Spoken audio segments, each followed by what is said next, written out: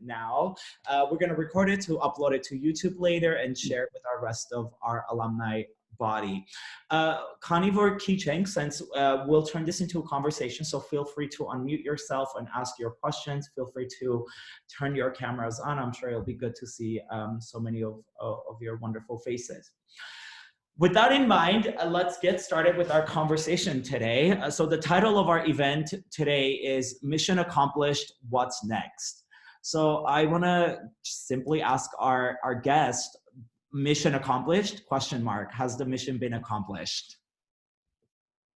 I think yes, the goal that was at least for 50 years, one of the main national ideas for Armenians, recognition of genocide, it's accomplished, but it's now time, it was already long before time to go to next step, which is, I will say, restitution, because not only recognition that recognized the events of 1915 and 1923 as a genocide in legal terms, with the important consequences for that, but also we have to restitute the situation that was before, prior to genocide.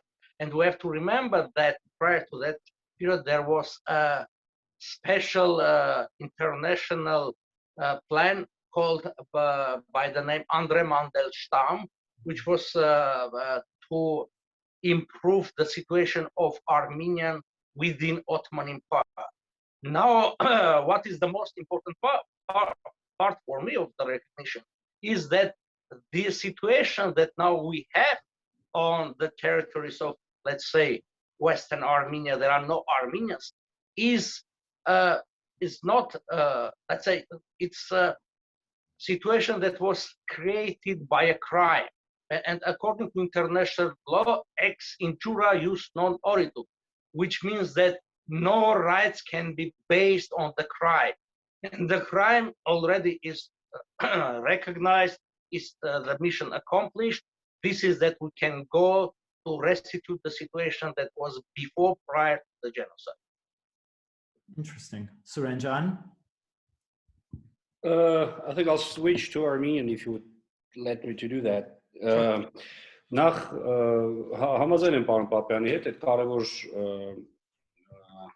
recognition-ի կարևոր ձևակերպումը եղավ, սա political recognition-ա, ոչ թե legal recognition-ա, դրա մեջ իհարկե կան որոշակի տարբերություններ, բայց հիմա այդ ես քանի որ AUA-ի LLM-ն եմ ավարտել, մի քիչ նաև lawyer-ի աչքերով կնայեմ այդ process-ին, բայց ես կարծում եմ որ հա, սա ճանաչում է, սա քաղաքական ճանաչում է, քաղաքական նախադեպ է, եթե ոչ իրավական, ապա քաղաքական նախադեպ է, ընդհանրապես ինչ կլիներ, եթե լիներ իրավական ճանաչում կնշանակեր ինչ որ օրենքի ընդունում, որով ենթադրենք կարգելվեր ցեղասպանության ընդհանրապես մերժումը, բայց Միացյալ Նահանգներում սովորաբար այդ ճանապարհով չեն գնում, նույնիսկ հոլոկոստի դեպքում այդ ժխտողականությունը քրեորեն դատապարտելի չի կամ օրենքով արգելված չի, որովհետև այդ ուղիղ contradiction կունենա սահմանադրության խոսքի ազատության իրավունքի հետ, որ այդքան կարևոր սկզբունք է Միացյալ Նահանգներում։ Դրա համար ես կարծում եմ, որ այո, սա ճանաչում էր, սա քաղաքական ճանաչում է, արդեն լավ նախադեպ է, տեսակ այսօր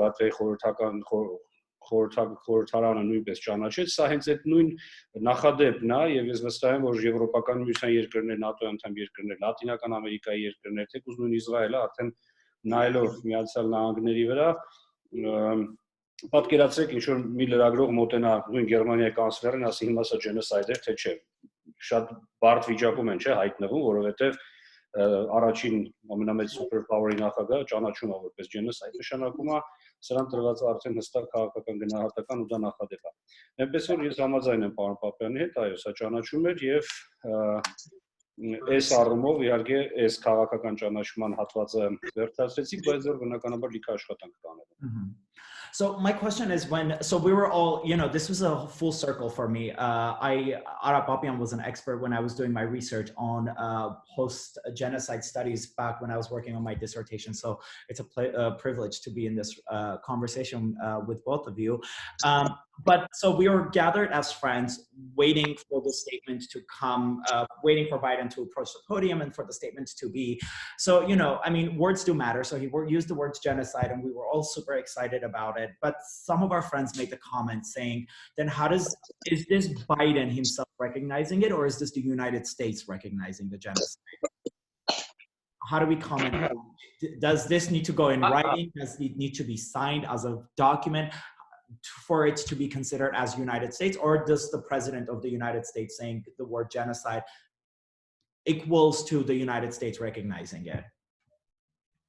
According to U.S. Constitution, U.S. President is in charge of foreign affairs alongside with Senate, with 2/3 of Senate.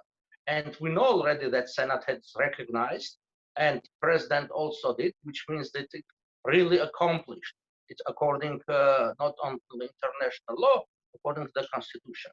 It's not a legal, yes, I agree, it's not a legal recognition, but this is the case that genocide actually it's political and legal event, if we can get a tragic event. And without political recognition, we will not have any kind of legal results, or we cannot sue. Let's say American Armenians had a lot of time problems applying for their rights in U.S. courts because their claims were based on the event of genocide. And it was rejected many times, and State Department never supported them for, let's say, asking some documents from Turkey and other countries. In this case, now we will have, in a way, support of U.S. State Department, other departments, because genocide is a crime. It's called erga omnes crime, which means crime against everyone, against the whole community. And in this term, U.S. departments are obliged, it's their obligation to support the victims of genocide. It's not just a simple crime. Also, I see that going to international court with clarifying the status of the arbitral award done by Woodrow Wilson will be much easier, because we can get support of many countries that they are part of arbitral award, because arbitral award, the application, the compromise was signed by France, Italy, and Great Britain or British Empire. This means that by signing this arbitral award, they became part of the arbitration, not only United States, that the president was author of this. This will make easier for us fighting in international court for our rights. I mean, recognition will make easier. Mm-hmm. So throughout the years, U.S. ambassadors that have served in Armenia have always, were whatever reasons we knew for what reasons, but they never used the word genocide. So do you think going forward with this presidency, under this administration, our ambassadors, when they visit Tizernakaber, they will use the word genocide? Will that influence or pressure the U.S. foreign policy, I guess, for ambassadors to also, when they speak of April 24? Right after the statement came from the White House, right after the Biden statement, Ambassador Tracy gave an interview to Azatutu radio station, and the reason was the recognition of the Armenian genocide. And she talked about 30 minutes, never used the term Armenian genocide. So there's a resistance, or there's something else. I don't know what to call it, but she is not using the word yet. But at the same time, official page of the US Embassy in Yerevan, an official Facebook page, an official Twitter page, they were treating that it was a genocide. I mean, they were using the word, but the ambassador probably is kind of not feeling very comfortable using the word. But I'm sure she will use it, and I'm sure all the upcoming next ambassadors in Armenia will be using the word, and they will not be punished like Evans was punished because of using the word genocide. Very interesting. Very interesting. So I want to then follow up. The part of our conversation is also, what does Armenian foreign policy looks like now? What does the climate look like in this matter, right? What is the role of the ambassador to the United States now, Armenia's ambassador to the United States, to kind of keep this momentum going, to actually get to the 3 R's as you know, we've talked about.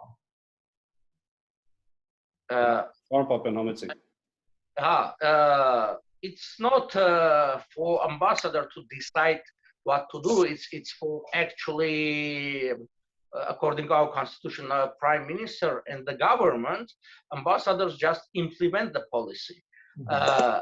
If let's say I would be prime minister, my suggestion or instruction to ambassador was to go after arbitral award that I am doing myself over 10 years, because for me the arbitration is more important because it's already a legal document. The problem with arbitration is to clarify the current status of the arbitration, which can be done in 2 ways: going together with Turkey, asking to clarify, and also will be a binding decision, and for advisory opinion through a US body. It's because we need some kind of decision that we can apply, because just saying the word genocide, yes, it's a moral satisfaction. It's not enough. It's not, for sure, it's not enough. When we follow what happened after World War I, after genocide, at least for 50 years, Armenians were fighting for their rights over the territory. Always the slogans were "Horera, Horera, Horera," and we, let's say, James Gerard and Vahan Kardashian, that they founded American Committee for Armenian Independence, which later became Hayda Tigras and so. They began as fighting for the arbitration, implementation of this.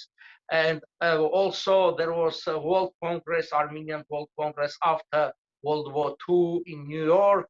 Also the main idea was, even if the territories, even we look to the photos of that time, we can see that famous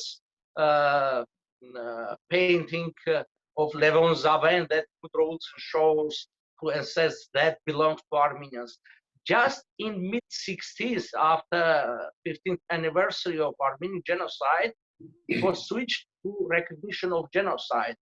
I do not think that it was a clever, smart thing to do, but it was the only choice, because at that time, claiming any territories or property, it would mean that you are for the Soviet. You're asking all this for the Soviet Union, and during Cold War, it was impossible. The independence of Armenia makes a lot, opens for us a lot of opportunities if we will be really independent. The problem is that we are not seen by many countries as a real independent country. We're seen as, in a way, part of Russian foreign policy, and nobody will support Armenia in order to increase Russian influence in South Caucasus or Middle East. This is that independent foreign policy will enhance our possibilities for fighting for our rights, including territorial and property rights. Also, I wanted to add that if you know we're changing our ambassador to Washington D.C. I mean, the current ambassador is coming back in about 2 months, and this was not the best momentum to call the ambassador back and send an ambassador who is not is not professional in that field, I think it was not a good momentum. I mean, they could wait a little because this ambassador could do a lot of job, could do a lot of things for, first of all, because there's a wave, you know, you have to catch the wave, and the wave is going, you cannot miss the opportunity. But we're stopping the wave, we're calling back the ambassador, sending a new ambassador. She has to learn, she has to find the ways how to work with the establishment in Washington, D.C. So it's going to be very tough for a new ambassador, but I think we're losing momentum and we're losing the weight. Interesting. Ghana, John, you have a question, yeah? Yes, I have a question. As we all know and we notice, the response from our current government to this statement was very lukewarm, and that's put mildly. And there is a lot of propaganda going around, like trying to diminish the importance of this event. So I wanted to ask you, what are the most important ways we can capitalize on this statement by Biden? Does this signal anything concrete to Armenia, and what are the steps that we should be taking and we're not?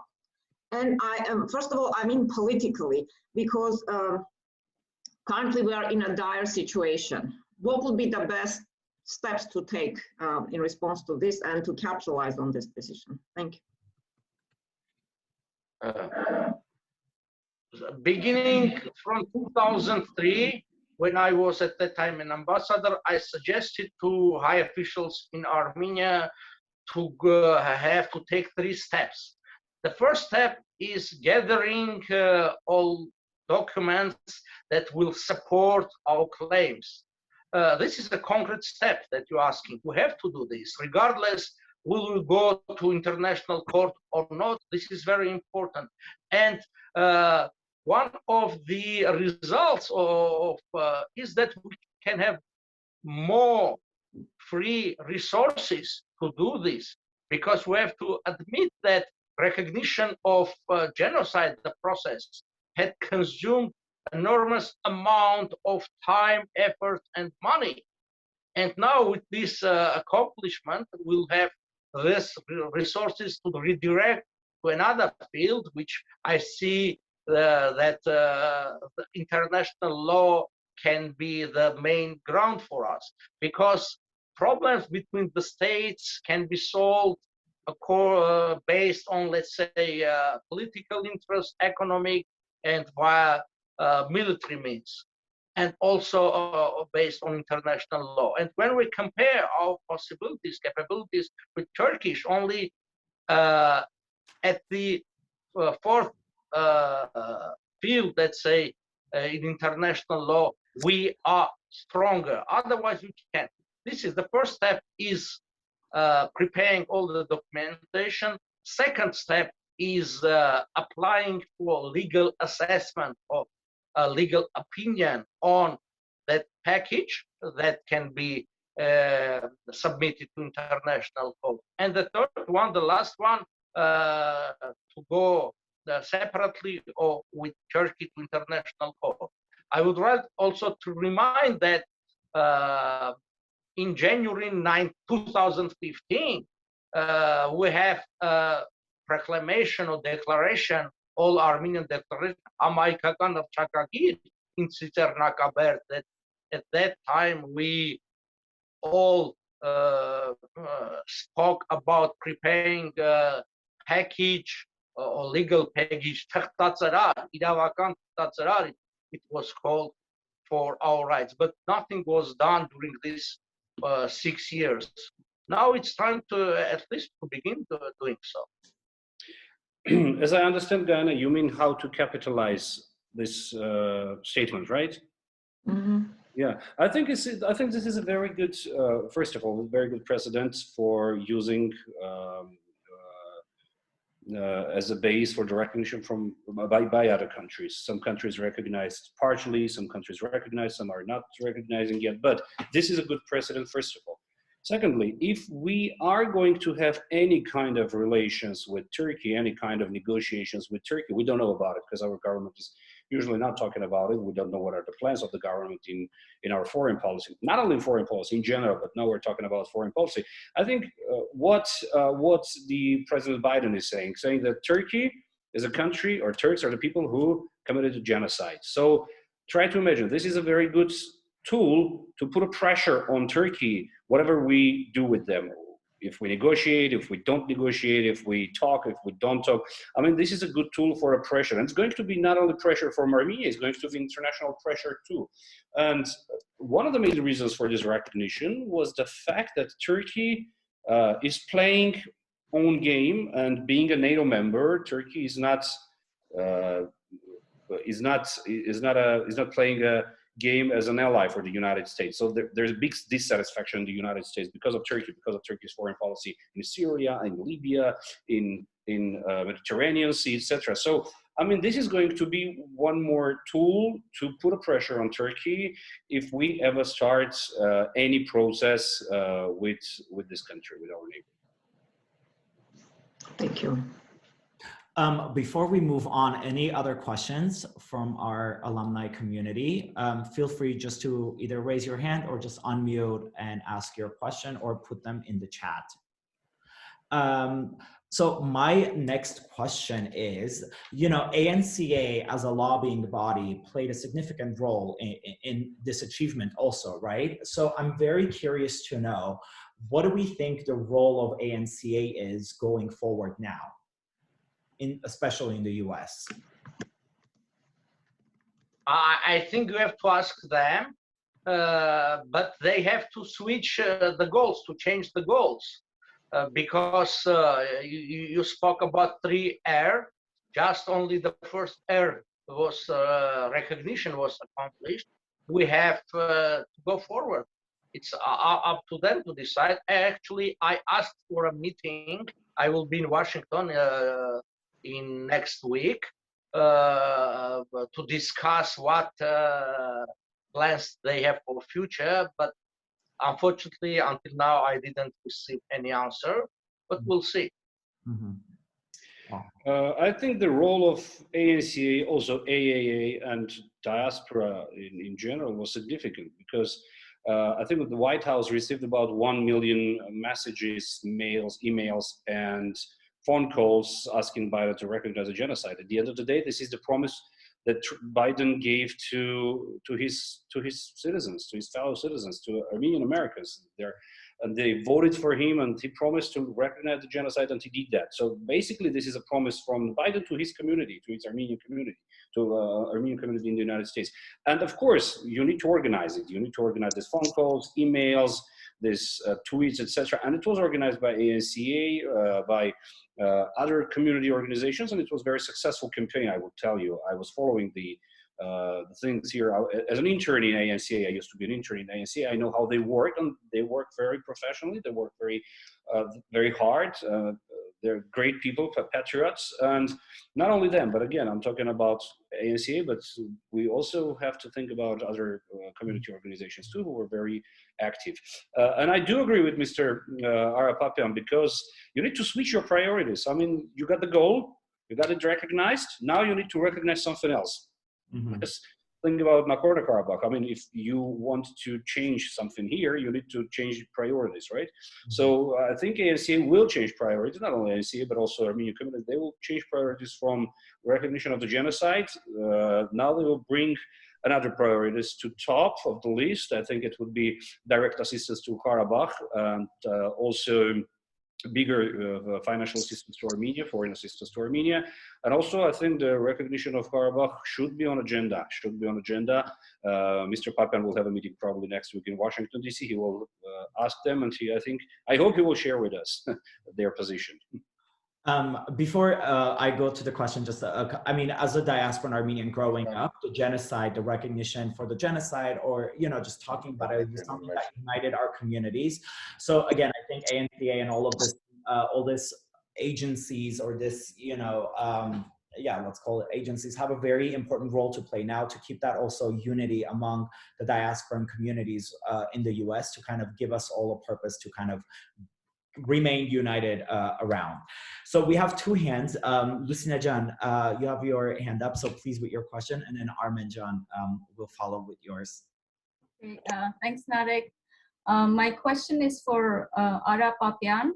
You mentioned that there are some actions that need to be taken specifically with gathering the documentation and stuff. Do you think, or is the government sponsorship needed to move forward for that?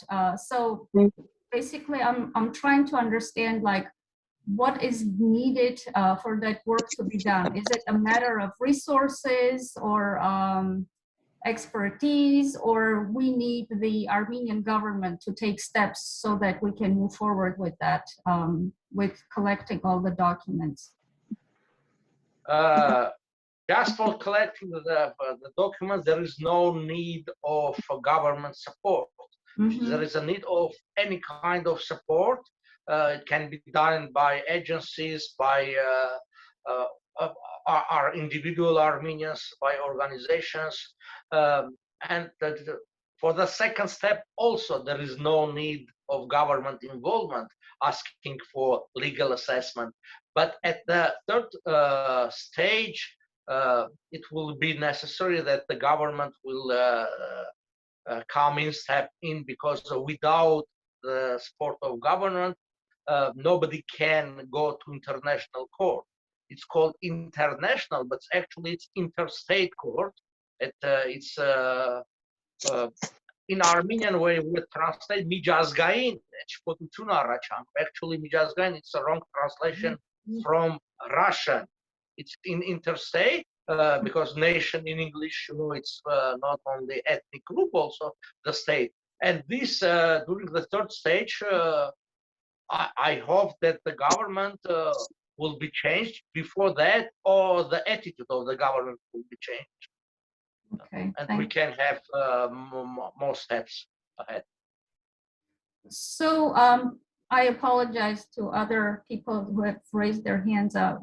Just to continue on that same topic, are you at what stage is that work at the moment? Are there any agencies involved? I know you have done a lot of work, like more than probably many agencies, and so I've been kind of following your speeches and work. I know that you individually have done a lot of work, but do you have anyone supporting, any agencies supporting you, any individuals that committed to this work at this point?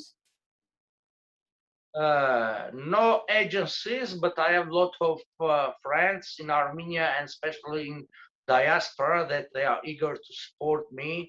We have already scheduled some events that will be done beginning from July, because we see that these elections, during this election time, it's not the proper time. But after that, we'll relaunch a special program involving young students preparing all these documents. I myself had gathered thousands and thousands of pages of documents, at least 360 kilograms of papers I brought with me several years ago. There were copies of documents, mainly from the archives, National Archives and Record Administration, also, let's say, James Gerard Archive, which is in Missoula University. I know a lot of other archives in Dallas University, here in California, and many. We need this because without really understanding the scope of what happened at that time, what kind of documents are available, we cannot base our claims on international law, because let's say it involves not only genocide issues, post-genocide issues as well, the agreements, treaties, Moscow Treaty, Kars Treaty, and so on. Because when we speak about improving relations with Turkey, all these issues will come out, regardless would we like to have them on the table or not, because everybody knows that Turkey has three preconditions for improving relations with Armenia. First, it's territorial issues that Armenia must declare officially that has no claims, issue of genocide, and Karabakh issue. Unfortunately, the third one, Karabakh issue, they consider that it's solved. I don't think so. It's in a process. Also, all these two preconditions, you know that were in Zurich, it's called protocols. They were in Zurich protocols. All these two, they will. I mean, we have to prepare ourselves, our country, for future negotiations with Turkey, because we are at the age of great changes in Middle East, including Turkey. Turkey is not already an ally for United States. Used to be, but not now. And United States are looking for new allies. And I will suggest to Armenian organizations, especially in United States, now to fight for closer and wider relationship between Armenia and the United States, especially trying to have a special status of non-NATO ally of the United States will give Armenia possibilities to get from United States new weapons, ammunitions, and most of all political support, because we are in a very vulnerable situation now in Armenia. We can see that our traditional ally Russia has changed her position. Now they have much closer relations with Turkey and Azerbaijan, and this makes us, force us to find new opportunities and new allies for Armenia. Great, thank you. Thank you. Armen Hovakimian Can. All right. Thank you, Narek. Okay, so my question is kind of related to the last part of what Ara was saying.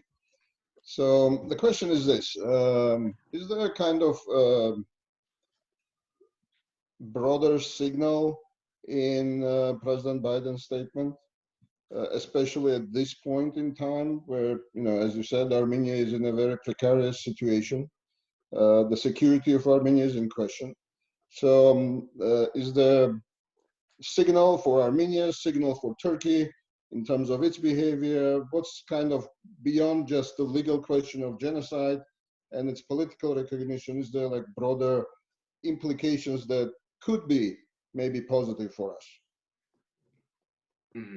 Yes, I think there is a signal, especially just at the beginning of that statement, speaking that will not, I do not exactly remember the word, but the idea was we will not allow the genocide to be repeated and so on, which is kind of obligation, because recognition also includes prevention of the genocide.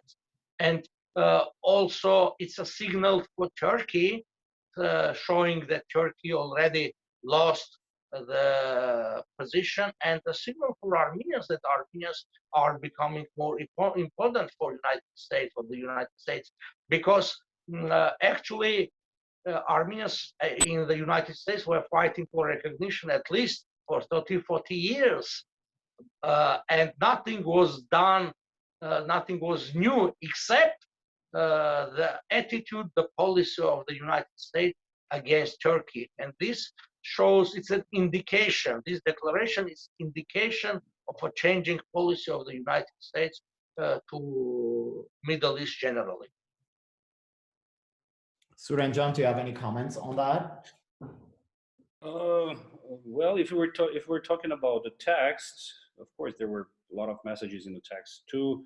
And in the text, it was mentioned Constantinopolis instead of Istanbul. And well, the text was interesting actually, but the fact that they used the genocide term twice in one text, not just once, and they also used the Metz-Yeghern, which was first used by Obama administration, by Obama statement on his first April 24 statement in his office. So basically, yeah, a lot of messages, and a lot of messages towards Turkey, a lot of messages towards Turkish-Armenian relations, I think.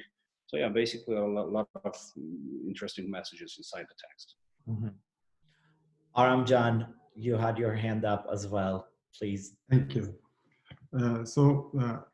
My question is, with this regards of this webinar, mission accomplished, and the genocide is recognized by the largest country of the world. And is this really mission accomplished in that sense? Because my question is, does the word genocide fully describe what happened to Armenians in 1915? The point is that the genocide is more about exterminating people, a certain type of race. But in our case, it was not just exterminating Armenians somewhere in Constantinople or Istanbul or in Amasya, but also mainly on their homeland, in their native land. So exterminating people native people in their native land. So I think that we as a country need to work on getting a new term that describes that also. Otherwise, we're equaling what happened to Armenians to, for example, to what happened to Jews. Jews were exterminated in Europe. It was their native land.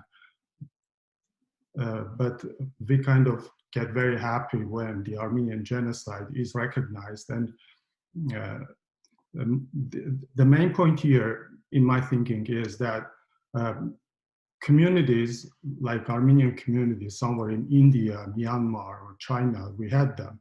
We don't have them. They naturally can disappear. But the homeland cannot naturally disappear. So it can only disappear with things like that, what happened to Armenians in 1915. So my question to our guests is, don't we need as a country, or maybe involving Armenian communities, Armenian lobby organizations, to work on creating a new term that will describe that also? Otherwise, we don't have it. We are happy we got this, but this is not what fully happens to us. And unless we have it, we cannot really protect us to Armenians in Nagorno-Karabakh, in Artsakh, what happens to them, because Aliyev may be very happy not killing them, but forcing them out. So killing is one thing, but losing a homeland forcefully as a result of a forceful act is a different thing. Thank you. Maybe I will answer. I would like both of you to have your points. Thank Okay, you. I'll begin. We already using a term, Hayrena Zergun, because what you describe, yes, we not only have lost property and lives, but also our homeland.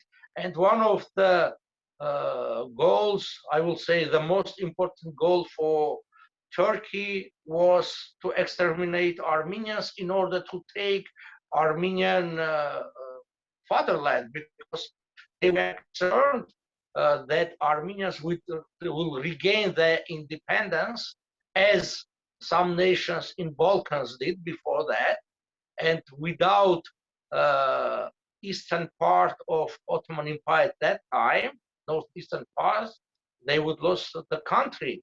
As young Turks were describing that Balkans were hands and feet of Ottoman Empire, but Armenian highland is the heart of Turkish world, because we even now can see that they are trying to use the territory of Armenia to connect with other Turkish-speaking nations, and they are becoming more and more pro-Turkish and pan-Turkish in a way.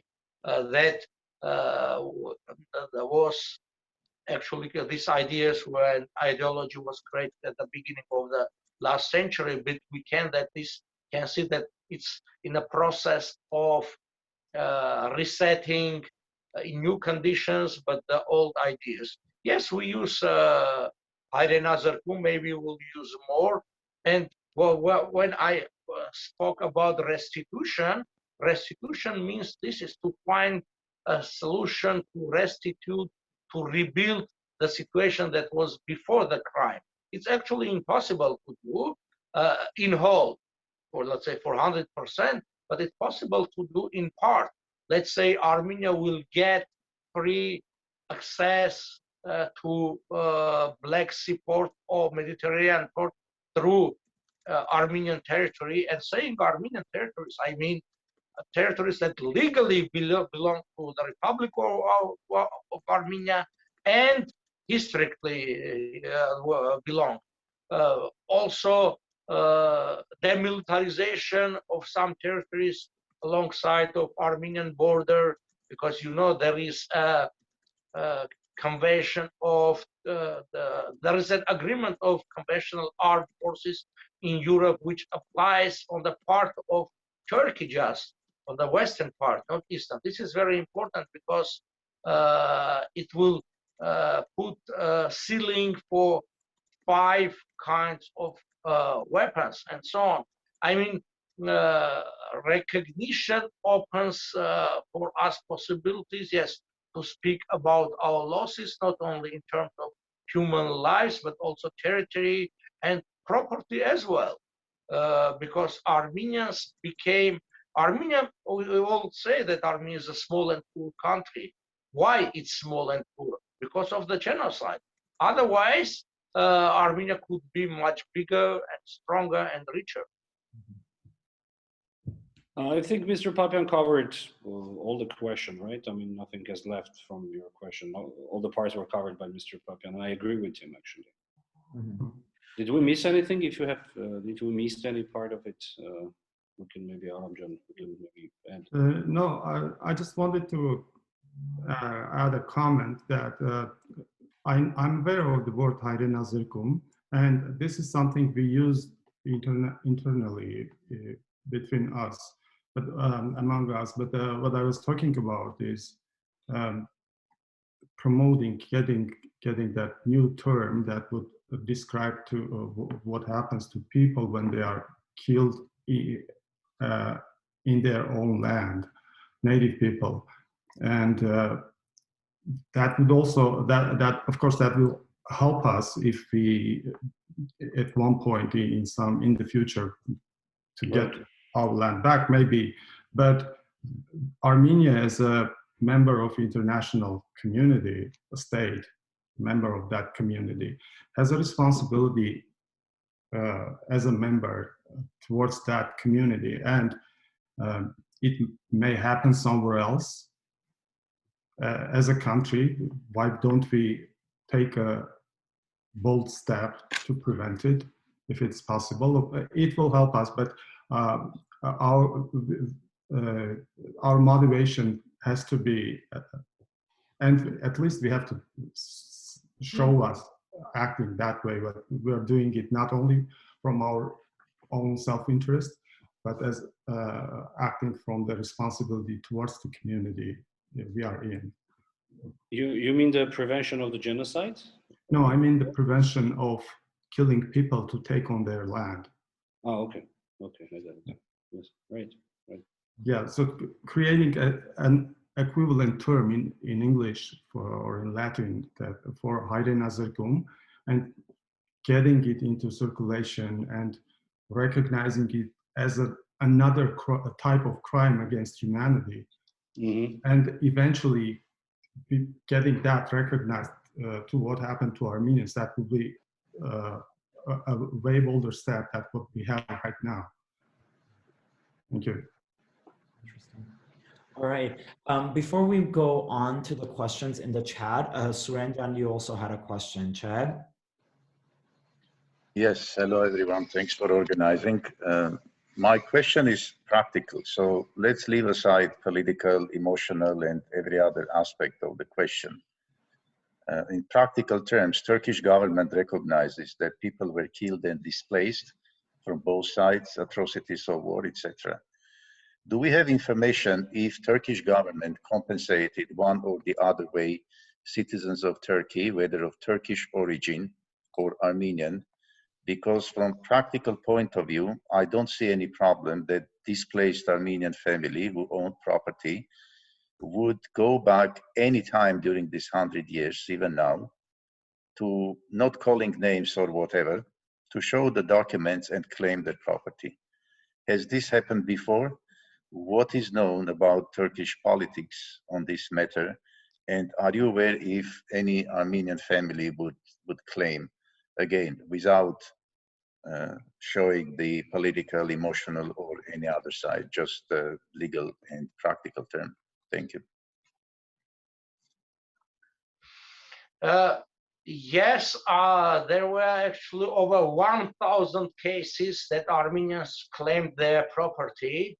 It was done in Turkish courts, but it has no linkage, no connection to genocide. They avoided always using some kind of this word, even massacre or something like this. The idea was, can you prove in Turkish courts that it belonged to your forefathers, and how they will compensate? They are getting some compensation, but as far as I know, Armenians actually avoiding to do so because it's a very long, very costly, and also the property in the, let's say, in Western Armenia is much cheaper than in Istanbul or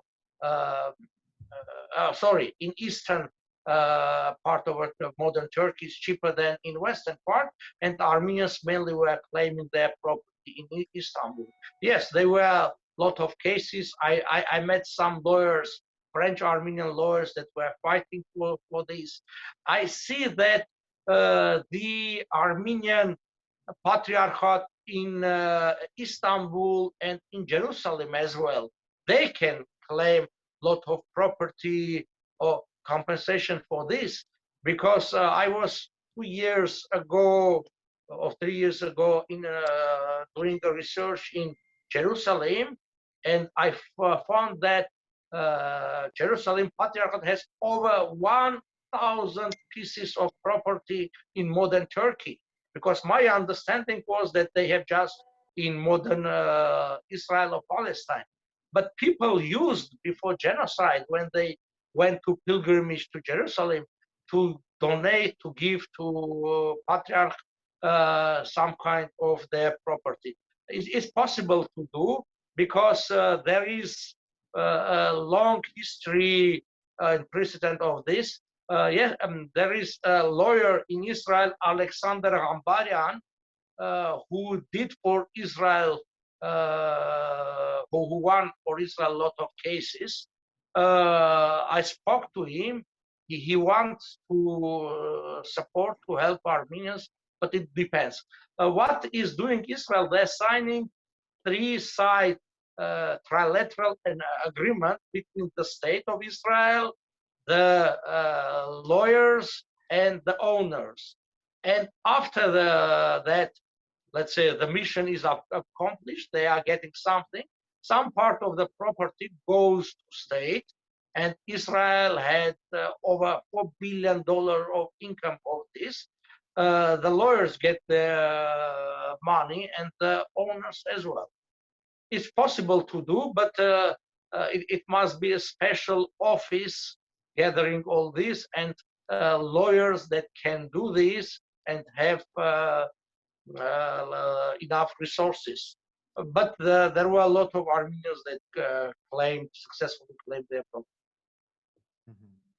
Just thank you for a quick comment. To me, it looks like more practical if we could raise funds, have the best law company, who economy of scale, who would investigate, learn all the rules, not many law firms dealing with it, but maybe one company, and everybody else could channel the request to this law firm.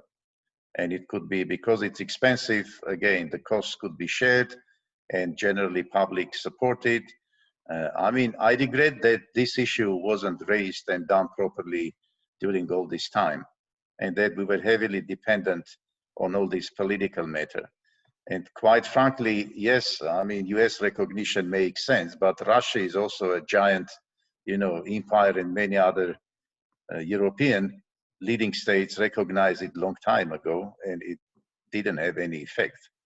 I mean, it looks like this US is the godfather of everything. What they say, we all have to follow.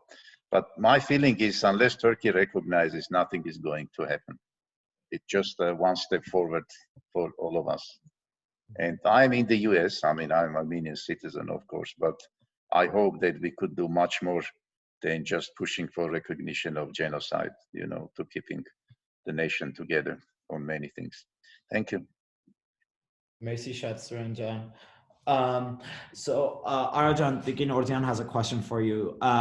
Dear Ara, do you talk to the government, I'm assuming the Armenian government, on the actions you think need to be taken? How do they evaluate their thinking strategies on how to capitalize on the important statement by US President?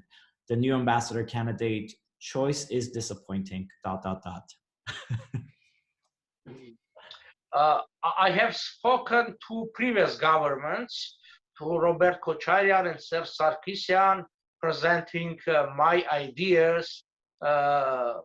During Serge Sarkisian time in 2011, I have published the Arbitral Award. I asked him to participate during the presentation of the book. Maybe I will open a small secret. It was at the end of May 2011 when there was the first gathering of Armenian Diaspora Conference, if you remember. And the idea was that I will present Arbitral Award at the beginning of that session. I went there a day before. I set all technical means that I will need for presentation. But just a couple of hours before of that, I received a call from one of the aides of President Sarkisian saying that everything has been changed. I will not speak because there is no time to do so. And I know that it was not a time issue. There was a, let's say, Moscow involvement in that, and I had at that time opportunity to speak. And before that, I have spoken to, while being an ambassador, to Kocharian. Kocharian said, okay, do the first steps, gathering and legal assessment, and then we can go forward. But now I cannot do anything because I do not really can assess what you are doing is a serious thing or not. They need opinion of other lawyers. I do understand. I wrote some letters, brief letters to staff of Pashinyan himself asking for a meeting, but never I have that opportunity to speak to Pashinyan. So, all right. Good. Thank you for answering that question, Arajan. Suranjan, maybe you could take this question. We just have 2 more questions in the chat. We'll take these questions and conclude our conversation tonight, unless other people have questions as well. But there's a question that says, so I have a question regarding the legal consequences after the genocide recognition by President Biden. During her interview to Azatutun, Ms. Ambassador Tracy stated that in their understanding from the legal perspective, the convention is not applied retrospectively, since Armenian genocide took place before the Genocide Convention came into force, which was in 1951. Is this a final statement, or legally we still are able to negotiate it? Well, there are a lot of talks about the events of 1915 and the document that we're talking about and the Lynn Tracy was talking about. Actually, we can say that first of all, the term genocide was created by Lemkin, bearing in mind the Armenian genocide. So he was doing a research on Armenian genocide, and he said that, yes, this was a genocide. The term genocide was created because his subject of research was the Armenian genocide. That's a fact, and it's a well-known fact, and even in his interviews he's talking about. So this is number one. Even if the term genocide was created later, that doesn't mean that the crime is less crime, less dangerous crime, or anything else. I mean, it's the same crime. Killing a lot of people because of their ethnicity, etc., etc. That's a crime against humanity. That's a war crime, whatever you call it. But if you change the name, it doesn't change the type of the crime, right? So whatever you say about the word genocide, is it applicable? It's not applicable, etc. But we're talking about the same crime. Mm-hmm. And by the way, you should ask Miss Tracy about the Holocaust. Is she considering Holocaust a genocide or not? Because Holocaust happened up to 1945. Mm-hmm. That would be a good question to her. Agree. Perfect. We have a question from Nune. President Biden is focusing on human rights. We are approaching elections in Armenia, which we doubt will be fair and open. How will the flaw in the elections affect how Armenia is viewed by current U.S. administration?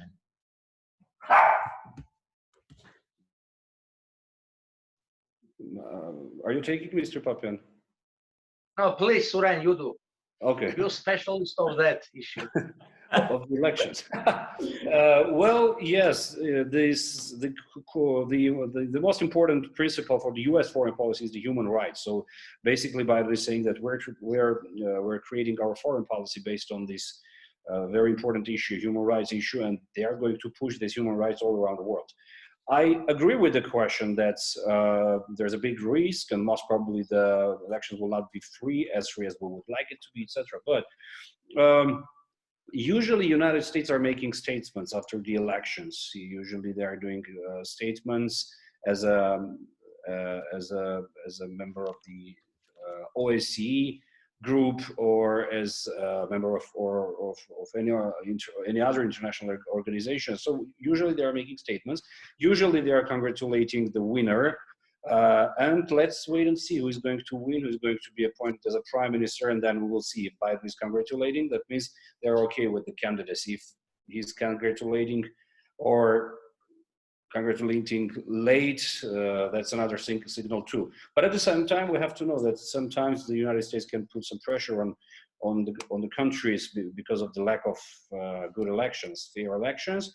That could be cut of the financial assistance, for example. I mean, usually there are a lot of tools to put a pressure on a certain country if the situation with human rights is not very good. For example, in case of Turkey, what is the Biden's policies? This is very interesting because Biden said that we are going to work harder and more effective with Turkish opposition, which is a very important thing to bear in mind. And try to imagine what a big gift was the recognition of the Armenian genocide for the Turkish opposition, because they are saying, oh, Erdogan, you see, we were fighting to get this recognition for hundreds of years, and then you came, and because of your foreign policy, we failed it, so there's recognition of the Armenian genocide. So they tried to downgrade the importance. If you notice, the Turkish media tried to downgrade the importance of the recognition of the Armenian genocide. There was no hysteria. There was no shock. I mean, they were trying to keep everything as calm as possible. So yes, human rights are a very important topic for the U.S. administration, but of course, policy first. Mm-hmm. Mm-hmm. Awesome. Ghana John, we will give the floor to you for the last question this evening. Okay. I may have a couple of questions, actually. I'll just ask them all together. To what extent is this recognition indicating also a shift in U.S. policy? And to what extent is this a handover of help offered to Armenia? And I would like to view this in the context of the communication issues that are currently being discussed. And there are two alternatives. And one which I understand is very destructive for us, and the other one which would start with Persian Gulf and go through Iran and via Armenia and Georgia to Black Sea and Europe. To what extent we can use this, understand this as a handover to help us with the second alternative? Is that better for us? And if we don't take it, do you think it is possible that they will try to cooperate, the US will try to cooperate with Azerbaijan as a partner in the region, because there have been some indications of possibility of military cooperation, but of course there is no reaction from our government, but maybe possibly if we have a change in government, maybe that can materialize. And my second question is, why is it that we have never really cooperated with Pontian Greeks and Assyrians, because they were also some of the, were displaced from their homeland and were fighting for recognition of their rights, but they weren't really actively fighting. Armenians were the most vocal about it. Should we cooperate now, maybe? Should we involve them? Because I understand recognition is one thing, but it also is important to illuminate people around the world. I just noticed an article in New York Times which said Armenian genocide lesson 1. So which implies that there will be lesson 2, lesson 3, and how can we cooperate with Americans in providing material and whatever is needed to illuminate and educate people around what happened, so that this becomes like popularly recognized, not just like recognized by the government. Thank you. Oh, and that's actually 3 questions. I hope it was understandable. Yeah. The way I put it. Maybe I will answer in brief, and Mr. Sarkisian will take on. Yes, it's a clear indication that there are some changes in foreign, or maybe drastic changes in foreign policy of the United States.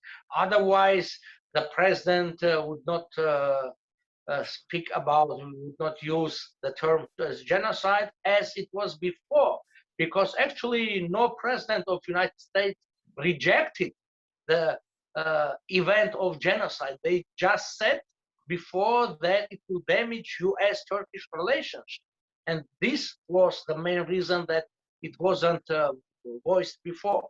Now it's they have nothing to lose, because we can see changes, let's say improvement or some steps towards the improvement of US-Iranian relationship will will open opportunities for Middle East policy for the United States. They will not rely just on Turkey. They are now playing Kurdish card, and we can see that in near future it will become more and more important. Secondly, Far East, which is around all China, is becoming more important for the United States compared to Middle East. This also diminishes the importance of Turkey. Yes, it's indication of much bigger changes in the global policy of the United States. About Assyrians and Pontian Greeks, actually there were some contacts always. We try to have ties with them. Let's say when I was in Sweden, and when Sweden recognized, it mainly was thanks to Assyrian community, because they are more in numbers, they are more organized there. Greeks were less vocal because they, with Turks, are members of NATO, and I see that it was in a way forbidden for them to speak out all this, even they always had tensions between themselves. But yes, I do agree that in future we have to have more closer and wider cooperation with Greeks, with Pontian Greeks, especially with Assyrians, also with Yazidis. We have to speak about Malakan community that was exterminated in Kars Oblast, with Alevis that were later in 1936-7 were killed, and there is an Alevi genocide as well to show that genocide policy was not just against Armenian, but all Christians and non-Muslim communities of Ottoman Empire and Turkey. Actually, I'll give you an example of ANCA. I think they are very actively working with Greeks, with Greek lobby in Washington DC, which is very powerful. One of the most powerful lobbies in Washington DC, Greek lobby. They also work with Yazid community and Assyrians and other minority groups. So actually, there is an example, at least on this level, of cooperation between these people, between these communities. When we're talking about the foreign policy of Biden, is going to be very different from what Trump was doing. Trump was trying to sort of use all the resources inside the United States. He decided to cut the foreign assistance to different countries.